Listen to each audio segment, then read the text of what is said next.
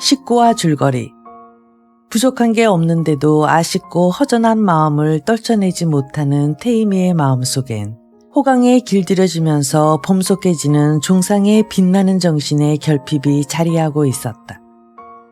학교에서 진동열 선생을 통해 점점 각성해 나가고 있는 태남을 늦은 밤 찾은 태임은 태남의 변화를 실감하며 과연 할아버지의 안목대로 그가 간혹 같다는 사실을 깨닫는다. 안중근 의사의 의거로 일제의 압박은 심해지고 진동열 선생이 학교를 그만두게 되자 태남은 그를 따라 독립운동에 헌신하고 싶은 결의를 보이지만 선생은 태남에게 경고망동을 자제하고 학문에 힘쓸 것을 당부한다. 태임은 아들을 순산하고 그달의 종상은 근 한 달 가까이 서해랑을 비웠는데 돌아온 그는 마침내 자신의 할 일을 찾았음을 시사한다.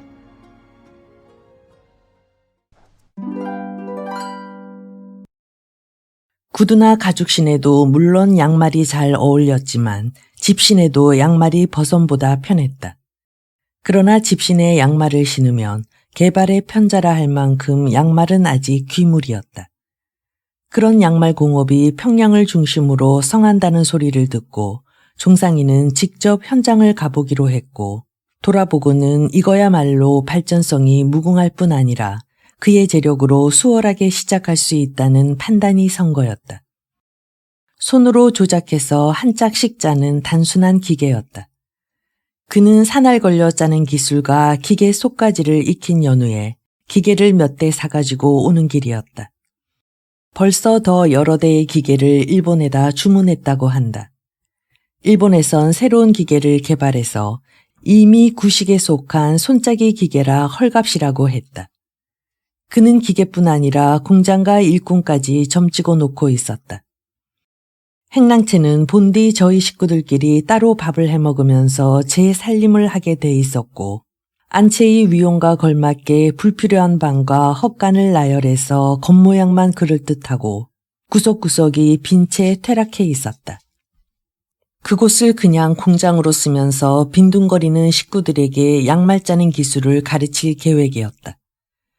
이성이도 부성이도 다 면사를 취급하고 있으니 원료 얻는 건 문제없는 일이고 종상이는 판매만 전담할 작정이었다. 물건은 평양에서 가장 많이 생산되는데 딸리는 형편이었으니 신용 있게 잘만 짜면 팔리는 건 문제없을 것 같았다. 판매보다 더 어려운 건 얻어먹는데 이골이 난 사람들을 어떻게 닭달질을 해 일을 시키고 그 대가로 쌀을 사먹는데 보람을 느끼게 하는가였다. 앞니 곰니 따지다가 아무것도 못하고만 자신의 약점을 알 만큼 아는지라 이번에는 지딱지딱 일부터 버리기 시작했다. 행랑채는 불과 한 달 사이에 양말 공장으로 변했다. 동네 사람들이 구경을 와서 기웃대고 행랑 식구들은 주인이 그들의 겉절을 빼앗으려고 술을 쓴다고 불안해서 술렁거렸다. 언녀나범은 기술을 가르쳐서 일본 공장에 팔아먹을 속셈이라고 엉뚱하게 넘겨짚으면서 아들딸이 일을 못 배우게 회방을 놓기도 했다. 종상이 혼자 짜고 태임이가 꿰매야 할 적도 있었다. 단순한 기계라 뒤꿈치와 앞부리는 사람의 손으로 꿰매야만 했다. 외부에서 하나 둘 일 배우러 오겠다는 사람들이 생기는 낌새를 보고서야 행랑 식구들도 덤벼들기 시작했다. 양말 공장은 종상이가 당초에 예상한 것보다 더 잘 됐다. 물건은 없어서 못 팔게 불티가 났고 이윤도 적절했다. 행랑채엔 고려 양말 공장이라는 간판이 붙었고 행랑 식구들은 언제 행랑아범 어멈이었냐 싶게 월급쟁이로 행세하게 되었다. 처숙들은 언제고 종상이가 큰 미천 잡을 줄 알았노라고 대견해하기도 하고 부러워하기도 했다. 통감부가 총독부가 되고 시골 구석까지 식민지 통치가 강화되면서부터 처숙들의 장사는 예전 같지 않았다. 그걸 세상이 달라져서 그러려니 하지 않고 종상이가 제 일에만 골몰하고 그들에게 등한해서 그렇다고 여겨 가끔 섭섭한 소리도 했다. 그러나 종상이의 양말 공장이 그만큼 자리 잡기는 3년이나 걸렸고 그동안 말 못할 고초를 얼마나 겪었는지 그들은 알지 못했고 알려고도 안 했다. 종상이 내외가 오로지 양말 공장 때문에 근심하고 기뻐하고 이만하면 성공을 했다고 자족하는 동안 태남이는 늠름하고 불가해한 청년이 돼 있었다. 그는 이제 관옥 같아든가 남이 함부로 찍고 갚을 수 없는 그 자신의 표정을 획득하고 있었다. 태남의 나이 21살이었다. 작년에 한영학원 고등과를 졸업하고 자청에서 양말 공장 일을 거들고 있었다. 그의 졸업을 앞두고 태임이와 종상이는 그의 장래를 놓고 자주 의논했지만 의견이 맞지 않았다. 태임이는 그를 서울로 보내 전문학교를 다니게 하고 싶어 했고 종상이는 장가를 들이는 게 급하다고 주장했다. 소년 시절 이미 종상이의 길을 능가했던 태남이는 지금 기골이 장대하고 과묵해서 실제의 나이보다도 훨씬 더 들어 보였다.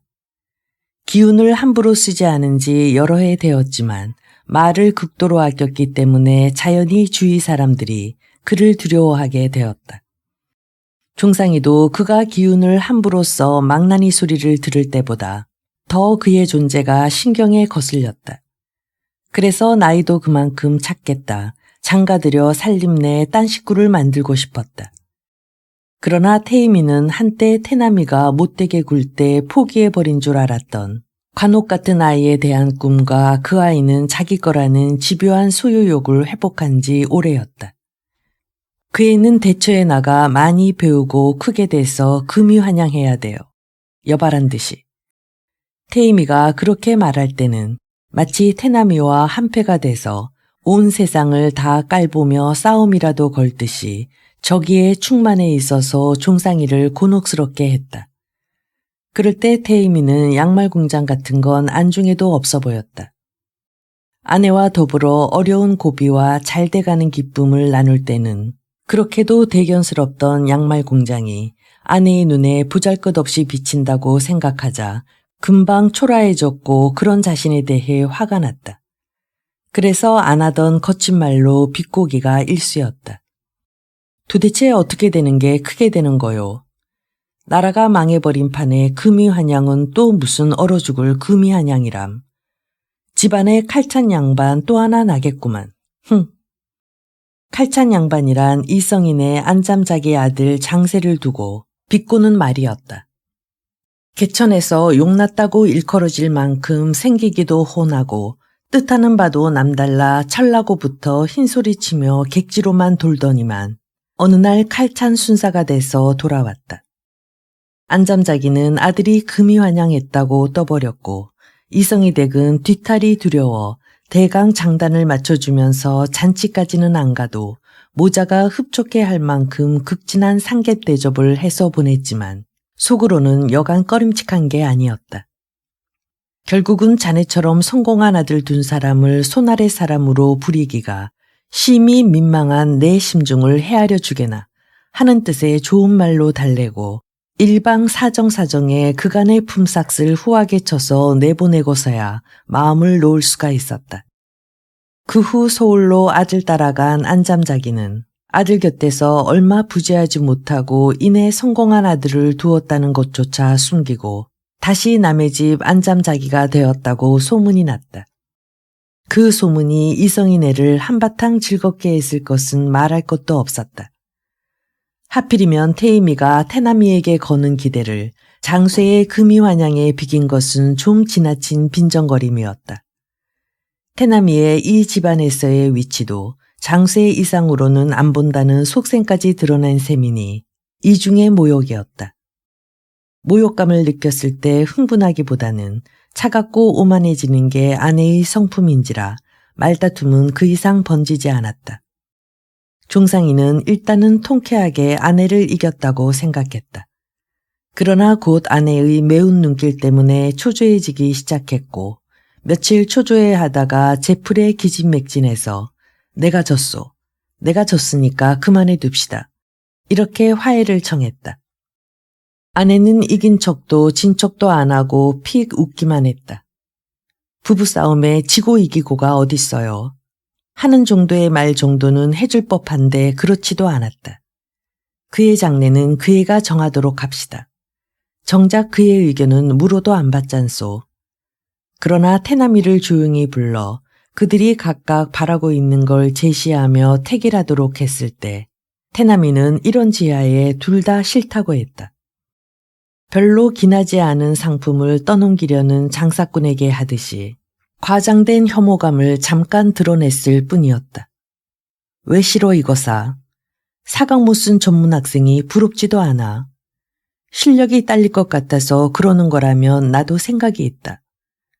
서울의 공립고보에 편입을 해서 한두 해 더 배우고 가면 안 되겠냐. 당분간 양말 공장 일을 하겠시다. 널더러 누구라 공밥 먹는다고 뭐라든 그런 눈치 볼 거 없이 바른 대로 되라. 네가 정말 원하는 게 뭐냐? 그건 매일같이 제가 저한테 묻는 물음이랍니다. 누님.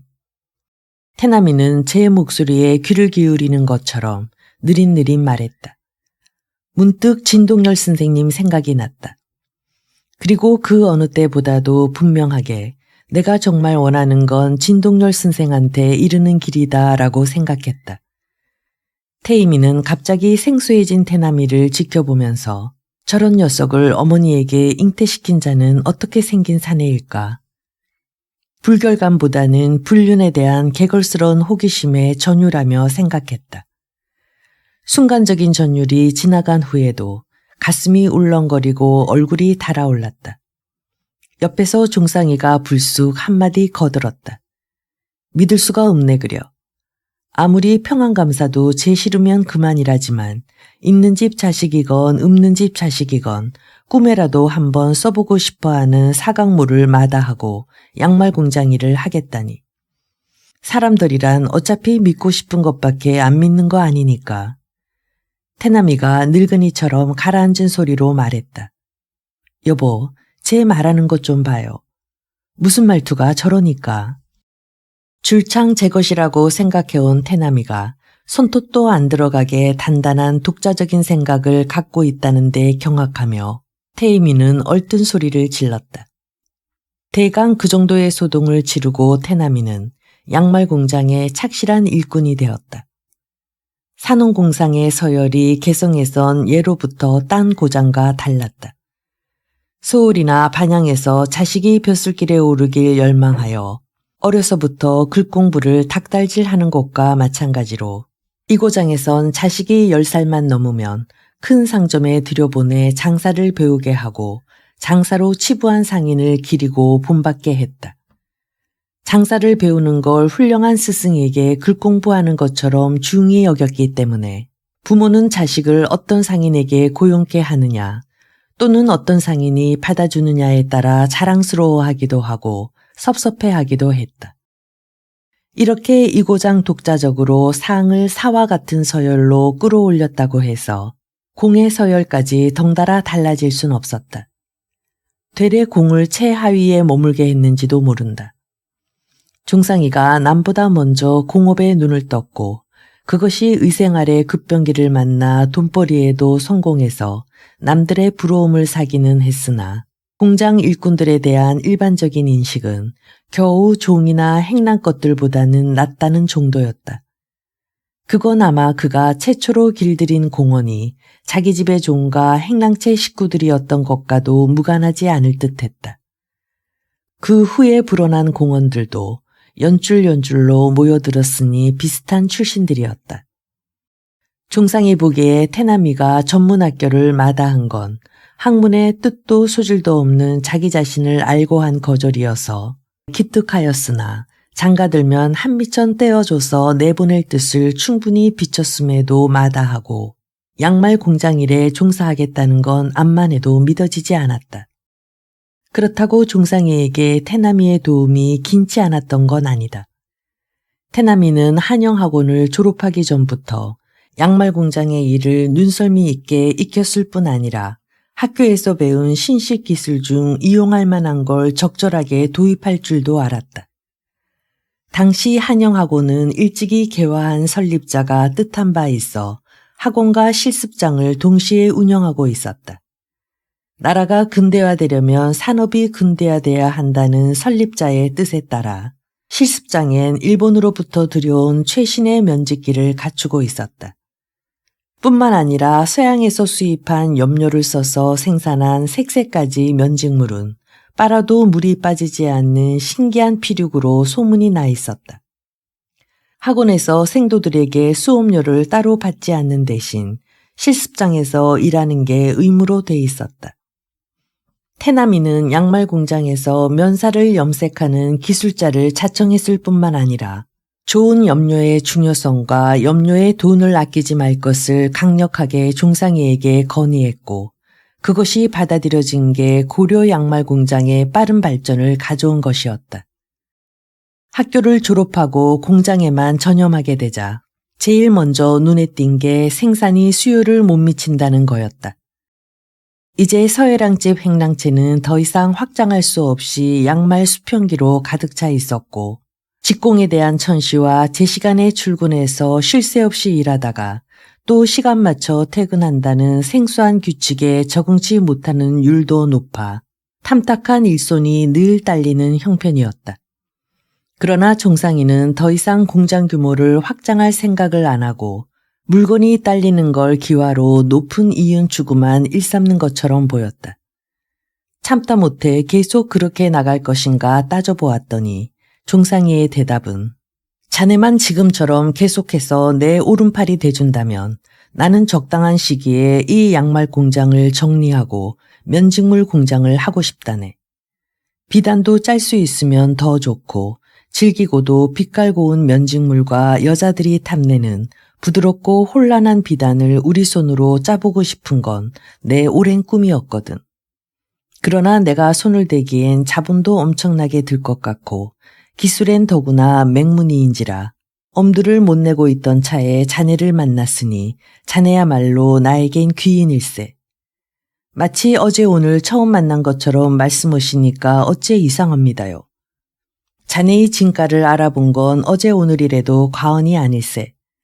사람은 누구나 알아주는 사람을 만나야 참다운 값어치가 나타난다고 하지만 시기도 잘 만나야 허느니 자네의 진가가 나에게 더없이 귀하게 보인 건 자네의 진가를 써먹을 만한 시기가 무르익었기 때문이기도 한 게야.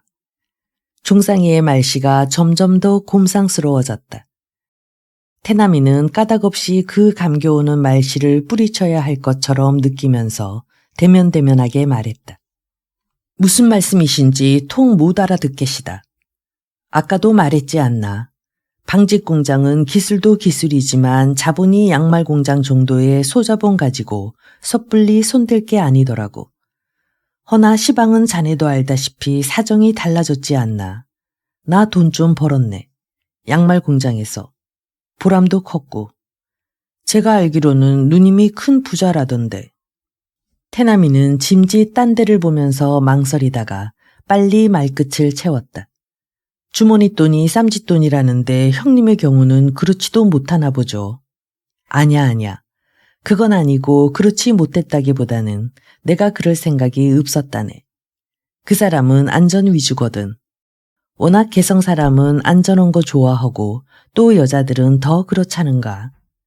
그럼 소문대로 누님은 시방도 재산을 은으로 갖고 이시니까. 아냐.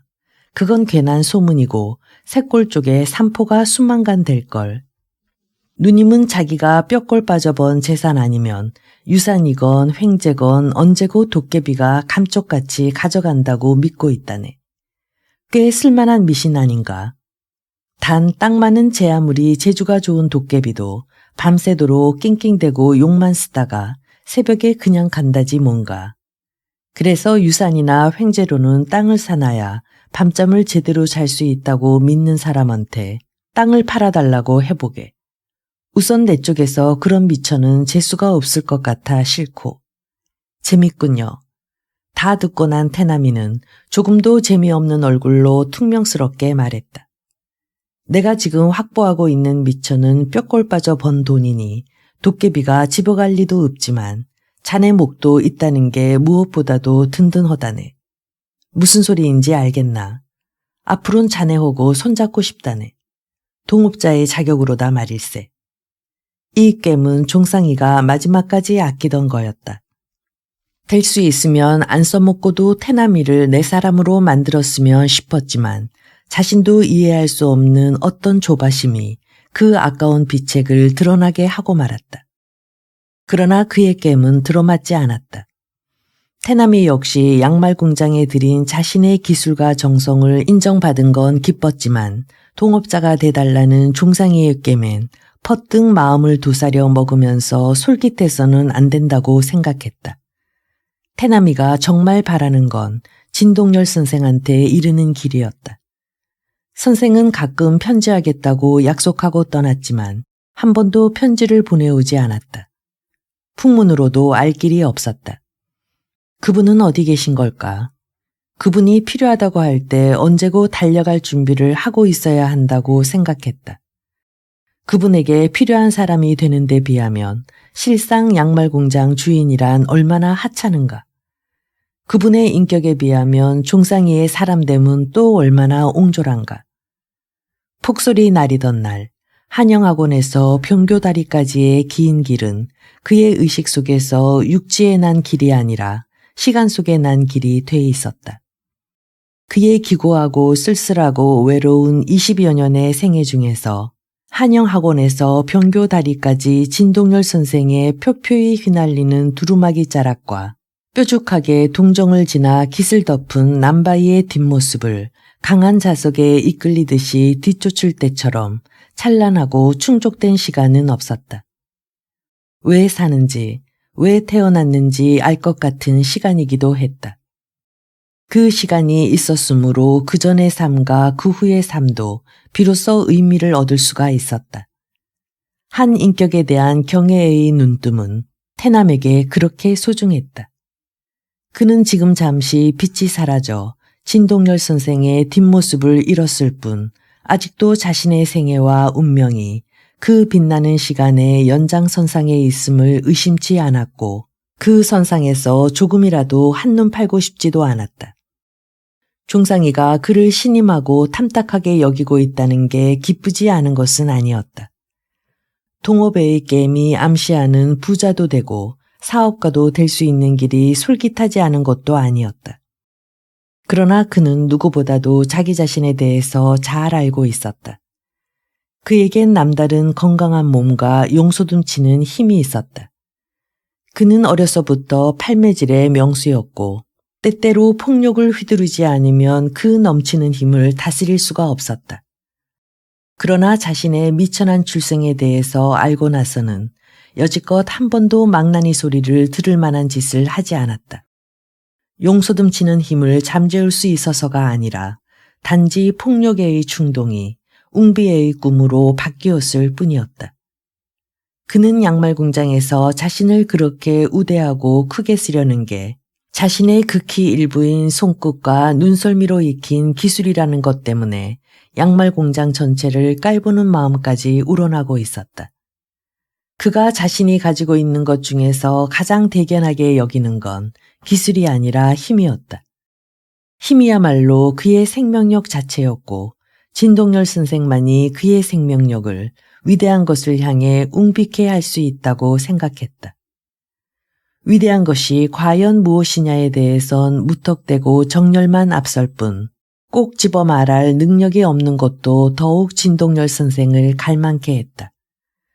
태남이는 종상이의 제안을 감지덕지하지 않았을 뿐 아니라 예기치 않은 맹랑한 소리를 했다.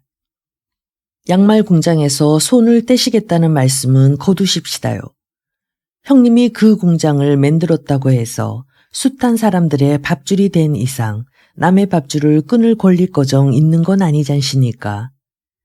애당초 내 사업이라고 맘먹은 일 없네. 하인들 자립을 우선으로 시작한 일인데 이제 와서 그들을 몰라라 헐 날 줄 아나.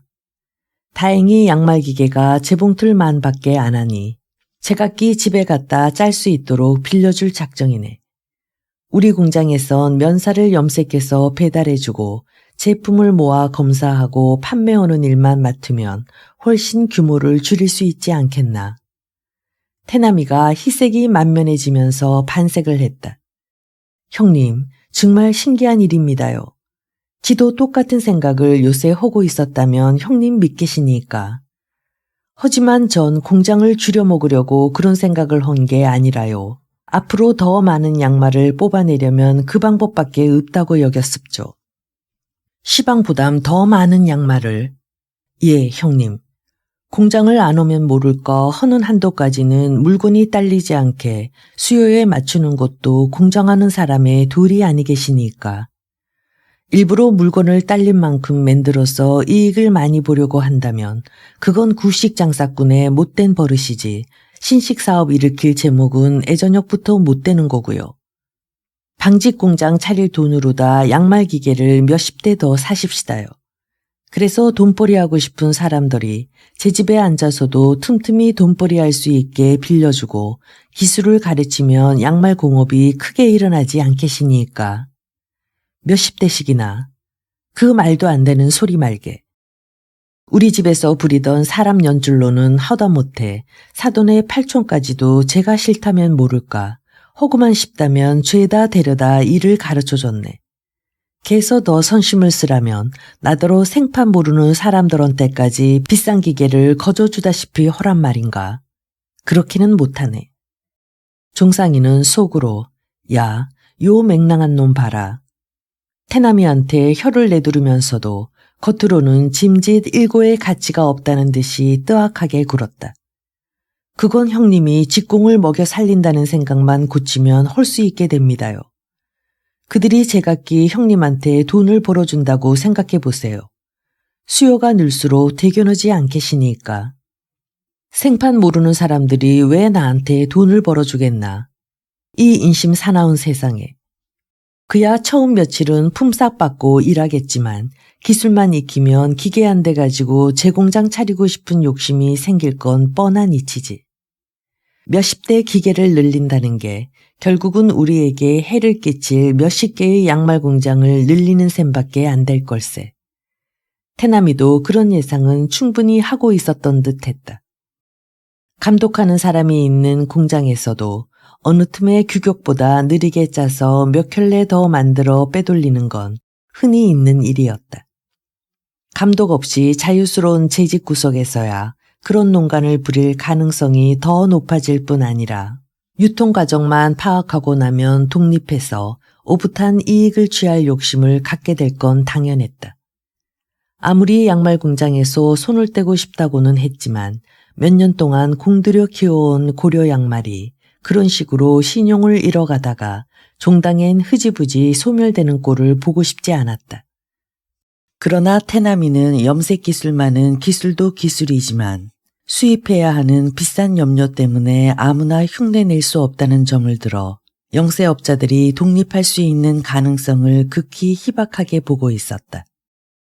그 대신 느려서 짤 가능성에 대한 대비책으로는 분업을 주장했다. 양말목은 몸체와는 달리 안뜨기 겉뜨기를 번갈아 짜야 하는 고무뜨기여서 시간이 많이 걸리고 보다 숙련된 기술을 요했다. 일일이 손가지 않고 저절로 고무뜨기가 되는 신식기계를 들여다가 공장에선 한 몫으로 양말목만 생산해서 기계를 대여한 가정에다 면사와 함께 배달도 하고 그들로 하여금 손수 받아가게도 하자는 거였다. 배달, 품질관리, 기계수리 등으로 기계 가진 집을 최소한도 하루 한 바퀴씩 도는 일은 자기가 맡겠다고 했다. 염색은 매일 하지 않아도 되고 그런 종합적인 일을 해낼 사람은 태남이밖에 없다는 건 중상이도 동감이었다. 그러나 태남이가 제시한 새로운 방식에 당장 동의할 마음은 없었다. 방직 공장에 미련이 있어서만은 아니었다.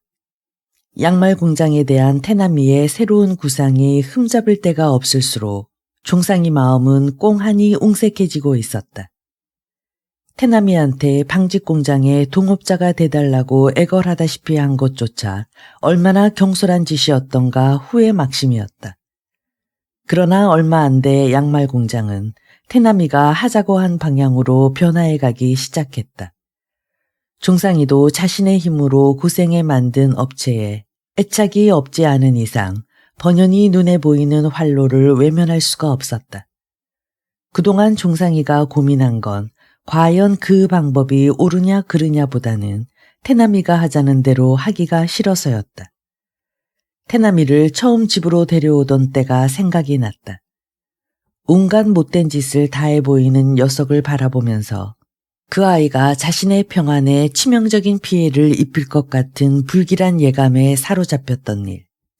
저 조숙하고 조악하고 영특하고 무서운 게 없는 녀석의 정체는 무엇일까?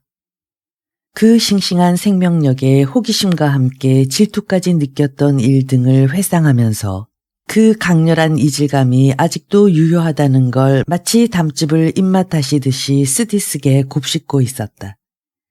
예전에 그가 전시가의 사환으로 들어와 전처만 영감을 처음 만났을 때 생각도 해보았다. 그때 그가 당한 모멸과 구박과 미움에다 대면 태남이한테는 너무 잘해주고 있다고 스스로 변명도 해보았다. 그러나 그에 대한 전처만 영감의 미움은 순전하지 못했었다. 지독한 미움 속에 얼마나 은근한 사랑과 신뢰감이 스며 있다는 걸 알기 때문에 손톱만한 가책도 없이 그 영감이 가장 아끼던 손녀와 혼인까지 할 수 있었던 게 아닌가. 10년 가까이 한솥밥을 먹고도 정을 준 일 없는 자신의 마음에 종상이는 못내 아연했고 그러지 말자고 노력한다는 게 고작 공장일에 대한 관여를 억제하는 거였다. 그동안 태남이는 공장을 제 방식대로 움직였고 제 방식대로 움직인 지 1년 만에 생산량을 배로 늘려 급증하는 수요를 충족시킬만 했고 품질 관리에도 소홀함이 없어 고려 양말이란 상표로 얻은 당초의 신용을 잘 유지하고 있었다. 행랑채에 차린 처음 공장에선 염색과 양말목을 짜는 일만 하고 양말 몸체를 짜는 기계는 거의 다 가정집에 대여를 하고 각각의 집에서 각각의 솜씨로 짠 물건이 한결같도록 관리하려니 태남이의 수고가 이만저만이 아니었다. 당초 중상이가 양말 공장을 일으킨 목적이 자기 집에 불필요한 하인 인력은 자립시키자는 데 있었으니 많지 그 후에 늘어난 직공들도 그 하인들의 연줄로 퍼진 국한된 사회였다. 비록 자립했다고는 하나 주인집의 연고지에서 끼리끼리 붙어 살았다. 그러던 게 기계를 대여하고부터는 여염집으로 퍼졌고 기계의 다수가 늘어남에 따라 지역도 광범위해져 근교의 농가에서까지 해보고 싶어하는 사람이 생겼다. 태남이는 자식 공부시키기 위해 돈벌이 하려는 과부들한테는 특별히 친절해 기계도 우선적으로 대여해주고 여러 가지 편의를 봐주었다. 집에 가만히 앉아서 작업만 할 수 있도록 실과 양말목을 한 몫에 배달해주고 완제품도 즉시 품삯과 맞바꾸어 주었다. 원료와 제품의 배달은 단지 배달에만 그치는 게 아니라 자주 기계를 손봐주게 되고 품질을 떨어뜨리지 않도록 독려하는 일도 겸하게 되어 아무나 할 수 있는 일이 아니었다. 그래서 사람들은 태남이더러 동해 번쩍 서해 번쩍 한다고도 했고 몸이 선옥에도 더 있어야 할 사람이라고도 했다. 방금까지 김이 무럭무럭 나는 큰 가마솥에서 물감을 끓이고 있던 사람이 어느 틈에 실과 양말목을 가득 실은 손수레를 손수 끌고 맨몸처럼 휑하니 낚싯줄을 건너고 있기도 했다. 그렇게 분주하고 부지런한 그가 적어도 며칠에 한 번씩은 용수산에 올라 아무것도 안 하고 멍하니 시간 가는 줄 모르고 앉아있다 내려온다는 걸 아는 사람은 아무도 없었다. 태남이는 용수산이 좋았다. 태남이는 그에게 피를 나누어 준 바 없이 다만 이름을 지어주었을 뿐인 전처만 영감도 소년 시절 그 산에서 온 세상을 향해 이를 갈았던 적이 있다는 걸 알 리가 없었다. 그에게 중요한 건 자신의 추억뿐이었다. 모든 사람으로부터 버림받은 생부의 호열자를 끝까지 지켜보고 그 죽음을 혼자서 묻고 용수산 농바위 샘물에서 북북 세수를 하던 생각을 하면 저절로 그의 내부 깊숙한 곳에서 싱싱한 기운과 함께 위대한 것에 대한 사모의 정이 솟구치는 걸 느꼈다. 그때 그는 슬픔에 잠기는 대신 아버지는 위대했다고 외치고 싶어 했지만 지금은 달랐다. 스스로 위대해지고 싶었다. 위대한 목적을 위해 헌신하고 싶었다. 너무도 참혹한 아버지의 죽음에 위대성을 부여한 건 그의 가장 안이하고 감상적인, 그리고 마지막 아들 노릇이어서 돌이켜 생각해도 감미로운 자기만족에 젖을 수가 있었다. 그러나 스스로 위대해지고 싶다는 갈망은 외롭고 고통스럽고 무작정 격정적이었다. 양말 공장 기술자 노릇이 그가 몸바칠 일이 아니라는 것밖엔 아무것도 확실하게 알 수가 없었고 아무런 계획도 서 있지 않았었다. 양말 공장이 날로 번창하고 기술자 겸 경영자로서의 그의 역할이 거기 없어선 안 되게끔 중요해질수록 이게 아니라고, 이건 내가 정말 하고 싶은 일이 아니라고 다짐할 수 있는 시간이 소중할 뿐이었다. 태남이는 또 용수산에서 송도를 바라보는 걸 좋아했다. 생부를 묻고 오던 날 농바위 샘물에 북북 세수하고 본 새벽의 송도처럼 아름다운 고장은 이 세상 어디에도 없을 것 같았다. 지금은 그때하고 많이 달랐다. 땀이 은백색으로 빛나고 송악산 용수산을 수원지로 이 고장을 젖줄처럼 흐르는 낚싯줄의 물이 맑고 처마를 맞댄 민가의 규모가 조촐하고도 품이 있기는 그때나 이때나 다름없었으나 호수돈 여숙의 4층집, 남성병원 등 근래에 새로 생긴 서양식 건물이 도처에서 고도의 유적과 어색하지 않은 조화를 이루고 있었다. 한영학원을 다녔기 때문에 서양 사람은 조금도 신기한 줄 몰랐지만 그런 웅장하고 높고 견고하고 아름다운 건물을 보면 은성한 서양 문화의 동경으로 가슴이 울렁거리기도 했다. 그러나 그가 정말 좋아하는 건 철길이었다. 멀리 북부로 보냈던 눈길을 천천히 거둬들이면 용수산 자락 바로 밑에서 매혹적으로 빛나는 철길과 만났다. 그 철길은 나무로는 서울이 종착역이어서 청운의 뜻을 품은 소년이 아니더라도 남행열차는 누구나 생전에 한 번은 타보고 싶은 꿈의 철길이었다. 그러나 태남의 눈길은 북으로 달렸다. 개성 다음은 토성이었다. 이내 황해도 땅이었다.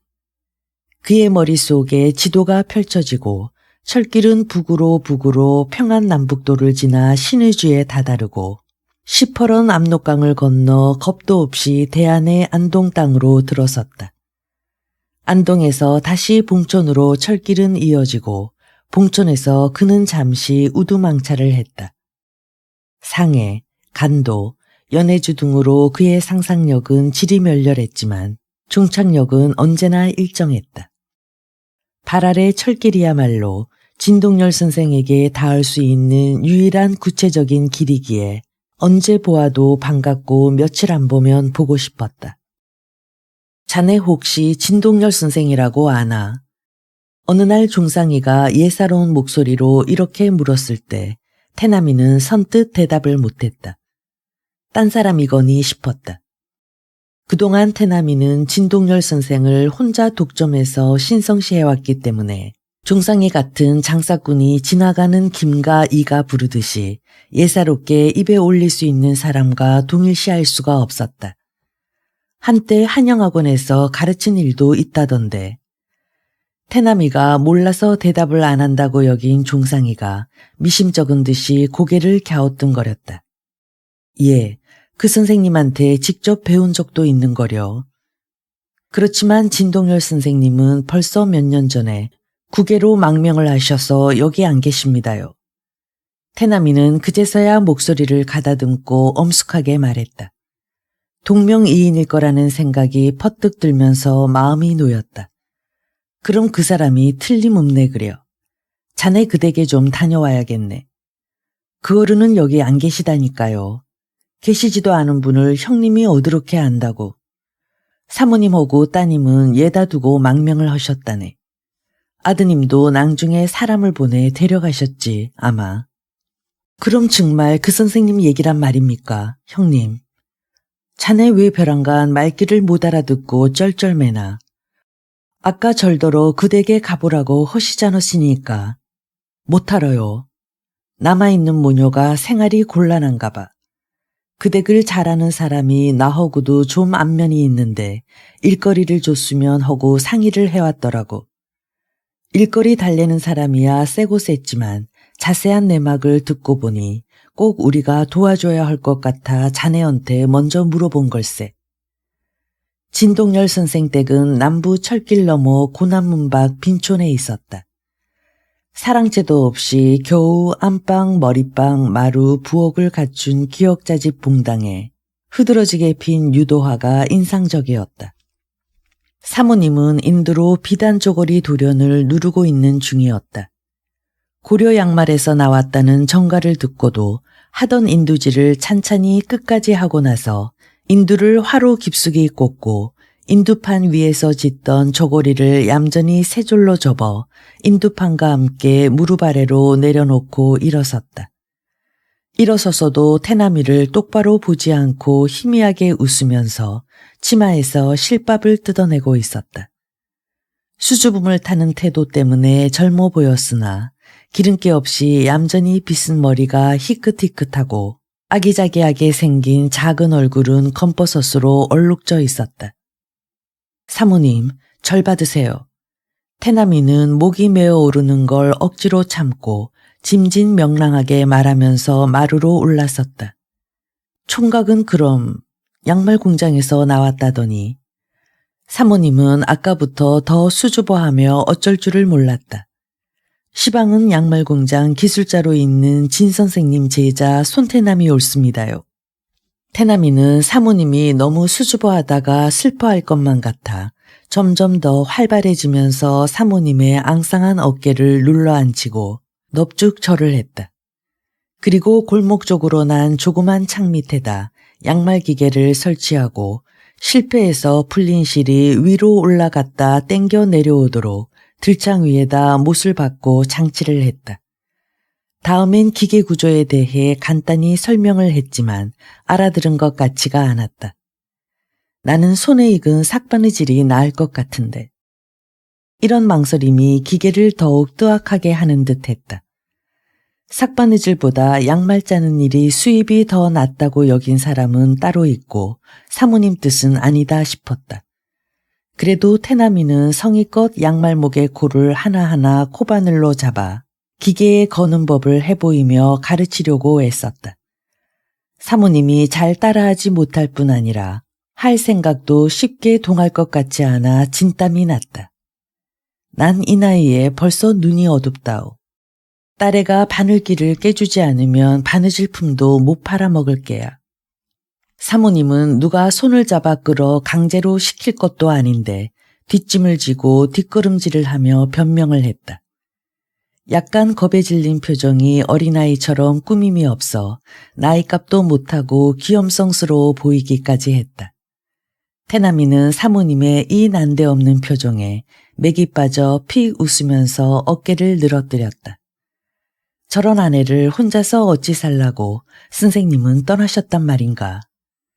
태남이는 덮어놓고 존경하고 우러러 마지 않던 선생님의 위대한 사업에 다른 한 면인 잔혹성을 엿본 것 같아 문득 도망치고 싶은 충동에 사로잡혔다. 그때였다. 검정 통치마에 책보를 낀 여학생이 사내처럼 씩씩하게 걸어 들어왔다. 아, 양말 기계가 들어왔네. 아이 좋아라. 소녀가 눈을 빛내며 큰 소리로 말했다. 호스돈 여숙 교표를 앞가슴에 달고 있었다. 계집애들이란 의뢰 남자 앞에서 눈을 내려 깔거나 정 보고 싶으면 곁눈질로 살짝 보는 건 줄 알았는데 소녀는 그런 예절을 전혀 안 지켰다. 남녀가 유별하다는 걸 배운 바 없는 것처럼 굴었다. 소녀는 태남이 쪽에서 명구스러워 얼굴을 돌려야 할 만큼 똑바로 바라보았고 묻고 싶은 걸 거침없이 물었다. 태남이는 다시 한번 양말 기계의 구조와 뜨는 법을 설명해야만 했다. 소녀는 시키는 대로 양말목의 코를 기계에 걸었고 손잡이를 돌렸다. 돌리는 대로 짜가는 걸 보고 쉽다고 으스대기도 했다. 이제 마음이 놓입니다요. 전 기계를 도루 치고 가게 될 줄 알았거든요. 사모님께선 도무지 허실 것 같지 않아서. 제가 해보려고 어머니한테 졸라서 기계 들여놓게 된 거예요. 학교는 오도록 하고요. 다니면서도 실컷 할 수 있어요. 선교사 선생님 댁에서 드난살이 하면서 다니는 애도 있는데요, 뭐.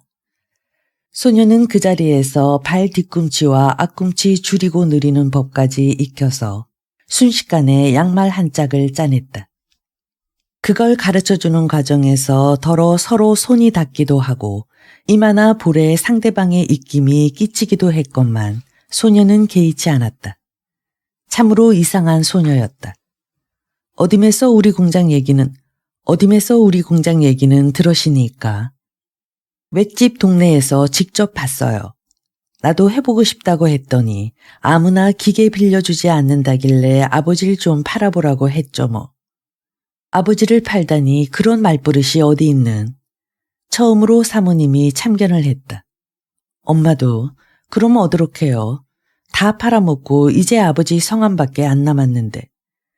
그런 말투가 대드는 것 같지 않고 명랑쾌활해서 사모님도 태남이도 같이 웃었다. 실은 저도 진동열 선생님 제자입니다. 태남이가 정색하고 통성명을 했다. 소녀의 이름은 달래라고 했다. 성까지 합하면 진달래였다. 태남이는 얼굴을 붉히며 속으로 가만히 달래의 이름에다 성을 합해 진달래라고 불러보았다. 이상한 주문을 웬 것처럼 그 이름은 무수한 바늘끝이 되어 그의 가슴을 찔렀다. 지독한 아픔은 뜨거운 불꽃이 되어 그의 가슴 속 가득 화려하게 번졌다. 아, 이를 얻도록 하나. 그는 바싹 마른 입술을 끈끈한 혀로 핥으며 밑도 끝도 없이 그렇게 생각했다. 우리 아버진 어드런 선생님이셨으니까. 달래가 서글서글한 눈을 내리깔며 물었다. 진달래철은 이미 지났건만 진달래꽃 그림자가 창호지에 어린 것처럼 희미하고 몽롱한 홍조가 달래의 얼굴에 스쳤다. 별명이 진삿갓이었대시다. 노상 삿갓을 쓰고 다니셨기 때문이죠. 겨울엔 잠깐 남바이를 쓰신 적도 있었습니다요. 태남이는 달래 쪽을 외면하고 사모님한테 더듬거리며 말했다. 태남이가 말하고 싶은 건 실은 그게 아니었다. 진동열 선생님이 생도들에게 가르치려고 애쓴 자유롭게 생각하는 법, 아름답고 감동적인 그분의 마지막 수업, 강한 자석처럼 이끌리던 그분의 전인격 등을 한꺼번에 말해야 한다는 강박관념 때문에 겨우 그 정도의 말밖에 못 찾아냈다. 진삿갓이라니. 태남이는 자신의 말주변 없음이 창피하고 낭패스러워서 입으로만 더듬거린 게 아니라 온몸으로 허위적대고 있었다. 우리 아버지 아주 인기 없는 선생님은 아니었나 봐요. 그쵸? 별명이 다 있었던 걸 보면. 달래가 서글서글한 눈을 들어 그를 바로 보며 웃었다. 저런 주리때 맞을 것들이 있나 원. 시상해. 그 어른이 왜 삿갓을 쓰고 다니셨는지 제깟 것들이 뭘 안다고 놀림감을 삼다니. 조신하고 소심해 보이던 사모님이 뒤늦게 화를 내며 끼어들었다. 아닙니다요, 사모님. 저희가 감히 어드렇게 선생님 털끝인들 놀림감을 삼을 수가 있었겠시니까. 태남이는 모든 것을 처음부터 다시 말해야 한다고 생각했지만 조바심에 그치고 말았다. 그는 자신의 눌변에 몸둘 바를 몰랐다. 소중한 것들이 온통 뒤죽박죽이 돼버린 느낌이었다. 이제 그만 가버리지 그러시니까. 달래의 서글서글한 눈이 벼랑간 그를 밀어낼 것처럼 야박해졌다. 아, 예, 그럼 이만. 혹시 더 물어볼 거 없이니까. 대시다. 달래의 목소리가 더 짜증스러워졌다. 태남이는 언제 제품을 찾으러 와야 될지 기약하는 것도 있고 쫓겨나듯이 달래네를 물러났다. 달래는 양말 기계 쪽으로 다가앉았지만 코를 걸어주기를 기다리며 직립한 날카로운 금속을 보자 방금 배운 기술이 하나도 생각나지 않았다. 기계에 대한 낯가림과 공포로 달래는 참담해졌다.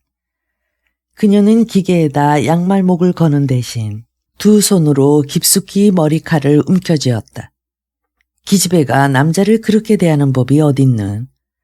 아무리 우리 사는 꼴이 불꽃은 장이 됐다지만 내외할 줄도 모르는 기집애란 소문꺼정 나봐라. 단박 혼인길 맥혀 이거사. 엄마, 몇 번 말씀드려야 알아들이시겠소. 제가 내외 안 하는 건 우리 집이 공공해서가 아니라 신식교육을 받았기 때문이에요. 신식교육에서 배운 게 옳다고 여기기 때문이라고요. 쟤는 꼭 지의 아버지를 닮아서 신식교육만 제일인 줄 안다니까. 아까 그 젊은이 봐라. 너희 아버지한테 배웠다니 한영학원을 졸업했으련만 뭐 잘된 거 있는. 엄만 그 사람에 대해 뭘 안다고 그렇게 말씀하실 수가 있으니까. 달래가 어머니 쪽으로 돌아앉으면서 따졌다. 내가 모르긴 뭘 모른다고 그러는.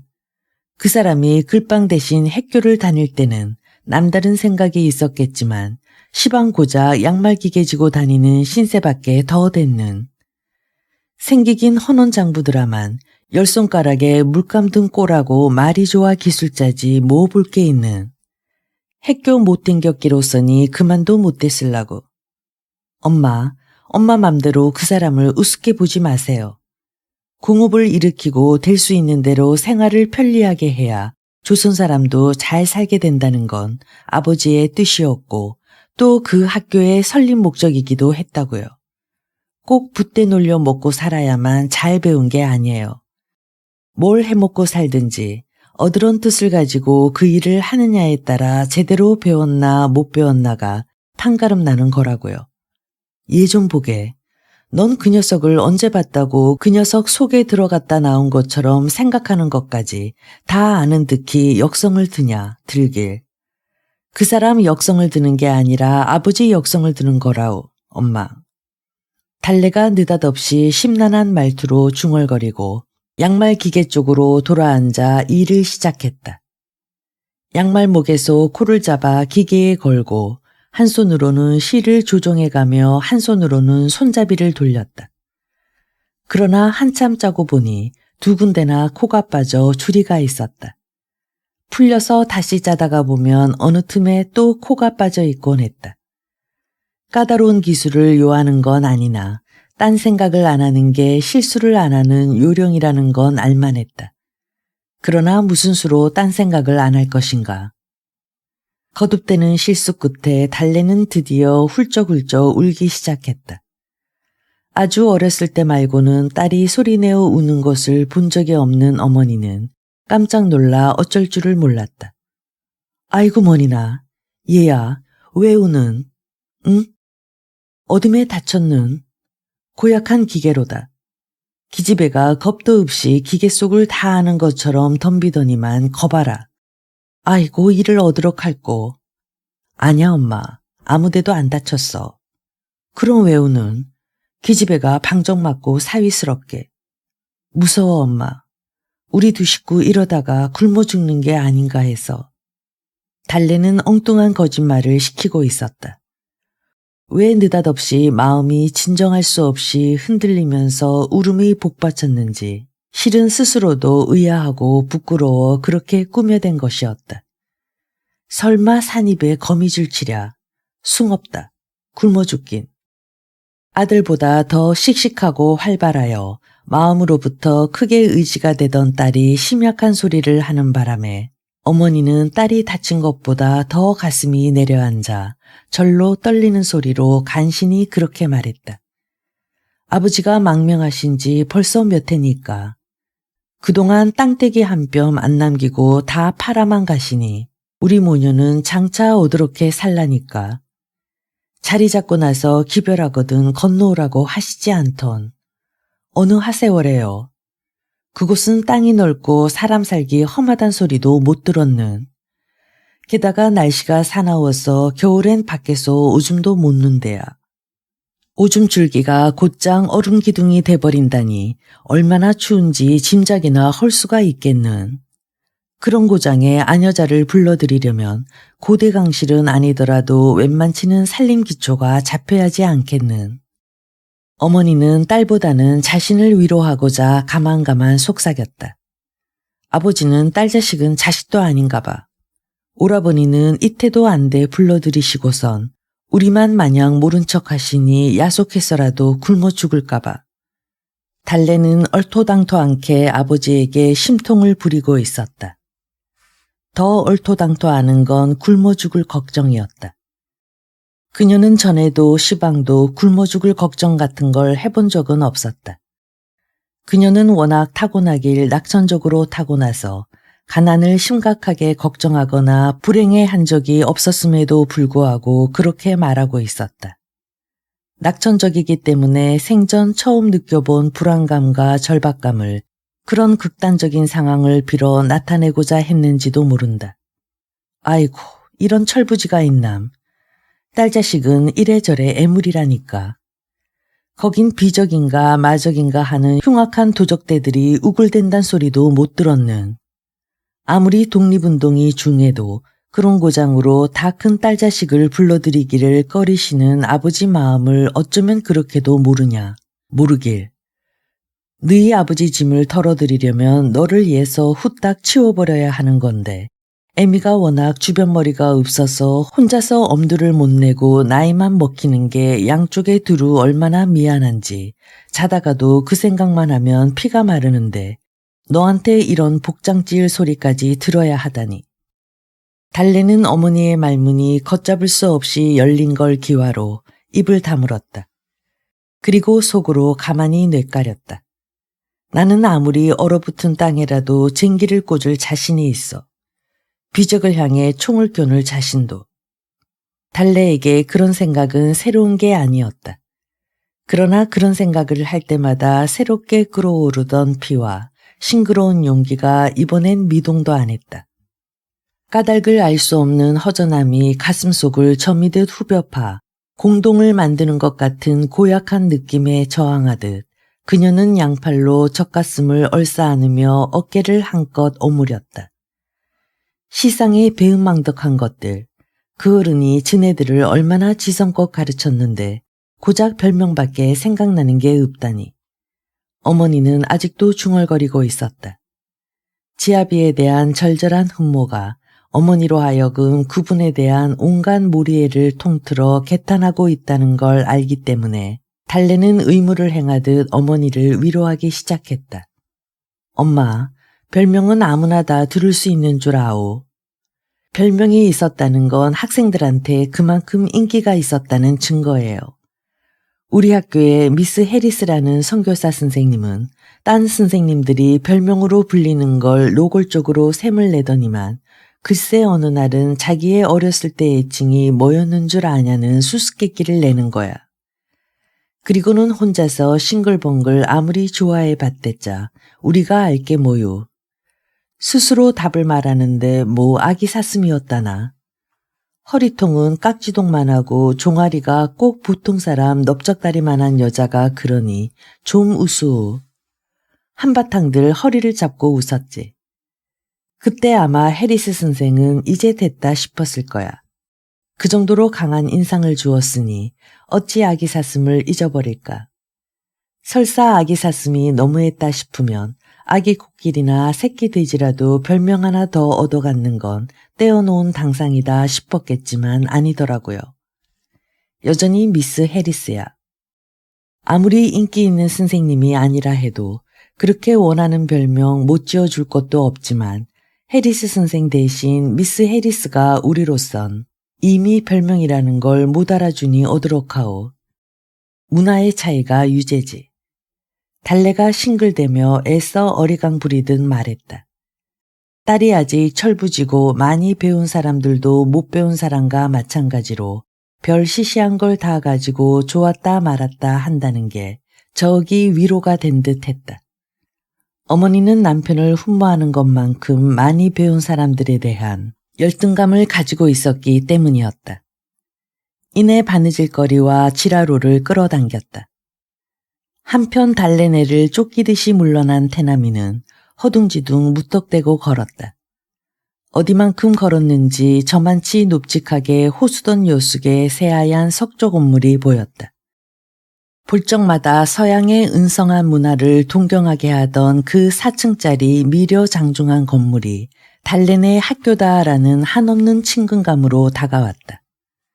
태남이는 가슴이 울렁거리고 그 질긴 살갗 밑으로 느닷없이 단물이 흐르는 것처럼 온몸이 달떠왔다. 책보를 끼고 검정 통치마를 입은 호수던 여숙 학생들이 2명, 3명씩 무리를 지어 빗달길을 내려오고 있었다. 양산을 쓴 학생도 있고 안 쓴 학생도 있었다. 머리를 치렁치렁 딴 학생도 있고 틀에 머리를 한 학생도 있었다. 태남이는 달래의 얼굴을 생각해내려고 했지만 떠오르지 않았다. 떠올리려고 서글서글한 눈매라도 떠올리려고 조바심할수록 떼지어 내려오는 여학생들 중 아무하고도 안 닮았다는 것밖엔 생각나지 않았다.